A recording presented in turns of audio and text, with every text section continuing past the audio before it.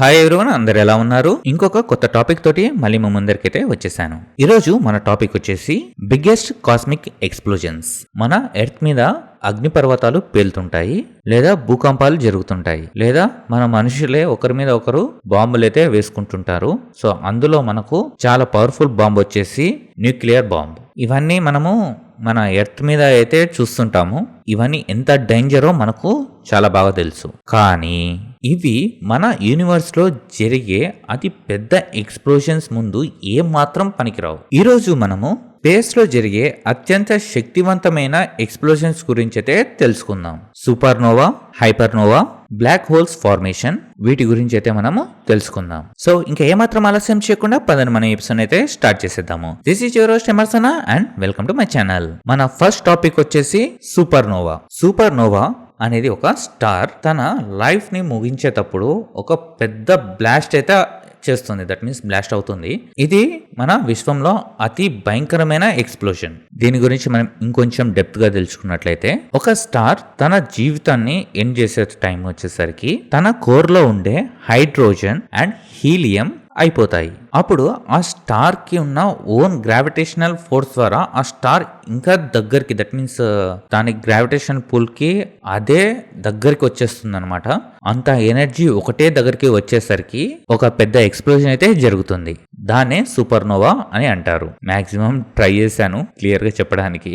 ఈ సూపర్నోవా కారణంగా ఏం జరుగుతుంది? మనకు తెలిసిన కాల్షియం, ఐరన్, గోల్డ్ లాంటివన్నీ మనకు ఈ సూపర్నోవా ద్వారానే వచ్చినాయంట.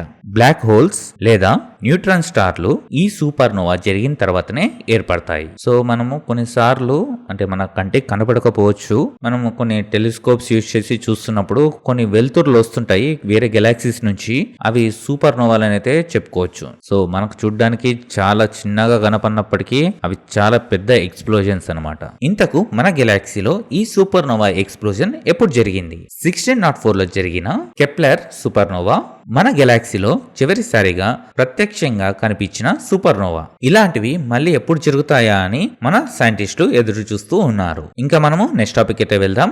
మన నెక్స్ట్ టాపిక్ వచ్చేసి హైపర్నోవా. ఒక టైప్ ఆఫ్ స్టార్స్ చనిపోతే మనకు సూపర్నోవా అయితే వస్తుంది. మరి పెద్ద స్టార్ చనిపోతే అప్పుడు హైపర్నోవా వస్తుంది. ఈ హైపర్నోవా వచ్చేసి మరింత శక్తివంతంగా ఉంటుంది. ఈ హైపర్నోవా ఎందుకంత స్పెషల్ అంటే, ఈ హైపర్నోవా వచ్చేసి సూపర్నోవా కంటే 10 to 100 టైమ్స్ ఎక్కువ శక్తిని అయితే రిలీజ్ చేస్తుంది. బ్లాక్ హోల్స్ ఎక్కువగా ఈ హైపర్నోవా వల్లనే ఏర్పడతాయి.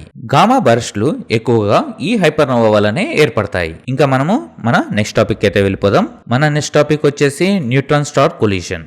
రెండు అత్యంత దృఢమైన న్యూట్రాన్ స్టార్లు ఒకదానితో ఒకటి కొలైడ్ అయినప్పుడు చాలా ఎనర్జీ అయితే రిలీజ్ అవుతుంది. అంటే పెద్ద ఎక్స్ప్లోజన్ అయితే జరుగుతుంది. ఇలా జరగడం వల్ల ఏం జరుగుతుందో చూద్దాం. కొత్త బ్లాక్ హోల్స్ ఏర్పడే అవకాశం అయితే ఉంటుంది. అణుబాంబు కన్నా కొన్ని లక్షల రెట్లు శక్తివంతమైన పేలుడు జరుగుతుంది.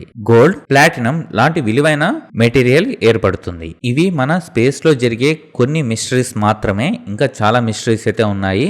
ఇందులో మీకు ఏ టాపిక్ నచ్చిందో కింద కామెంట్లు అయితే చెప్పండి. ఈ వీడియో గానీ మీకు నచ్చినట్లయితే లైక్ చేయండి. మీ ఫ్రెండ్స్ కి షేర్ చేసి నాకు సపోర్ట్ చేయగలరు. ఎవరైనా సబ్స్క్రైబ్ చేసుకోకుండా చూస్తున్నట్లయితే తప్పకుండా సబ్స్క్రైబ్ చేసుకుని నాకు సపోర్ట్ చేయగలరు. ఇంకొక కొత్త వీడియో తోటి మళ్ళీ మీ ముందరికి వస్తాను. అంతవరకు సెలవు. This is your host Emerson signing off. జై హింద్.